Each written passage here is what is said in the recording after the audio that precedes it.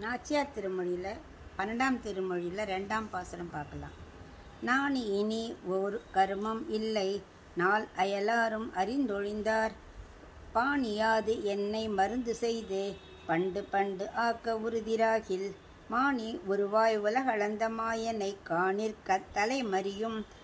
ஆணையால் நீர் என்னை காக்க வேண்டில், ஆய்ப்பாடிக்கே என்னை உய்த்திடுமின். இந்த பாசுரத்தில் ஆண்டாள் என்ன சொல்கிறான்னா, இனி நான் வெட்கப்பட்டு ஒரு பிரயோஜனமும் இல்லை. நான் இத்தனை நாள் ஒருத்தருக்கும் தெரியாதுன்னு நினச்சிட்டு நான் இருந்துட்டுருந்தேன். இப்போ தான் தாய்மாருக்கு தெரிஞ்சு போச்சு, தோழிக்கு தெரிஞ்சு போச்சுன்னு பார்த்தா மள்ள மள்ள பக்கத்தில் இருக்கிறவங்களுக்கு தெரிஞ்சு போச்சு, ஊர் முழுக்க தெரிஞ்சு போயிடுத்து. இன்னுமே நான் வெட்கப்பட்டு என்ன பிரயோஜனம்? அவசியமே இல்லை.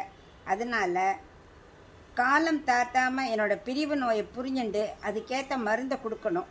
அது என்னது? உலகளந்த பெருமான் இருக்காரே மாயன், அவர்கிட்ட எனக்கு சேர்க்கணும். அவர் எனக்கு கிடைச்சாதான் எனக்கு அந்த நோய் தீரும். அதுக்கு என்ன பண்ணணும் அப்படின்னாக்க, என்னை இந்த நோயிலே நீங்கள் காக்கணும் அப்படின்னு நினச்சால்தான் நீங்கள் என்ன செய்யணும்? என்னை ஆய்ப்பாடிக்கே, அதாவது யசோதையோட ஊர் இருக்கே, அங்கேயே என்னை கொண்டு சேர்த்துடுங்கோ. அதுதான் எனக்கு பகவானை பிரிஞ்சிருக்கிற இந்த நோய்க்கு சிறந்த மருந்தாகும். இல்லைன்னா எனக்கு இந்த நோய் போகாது அப்படிங்கிற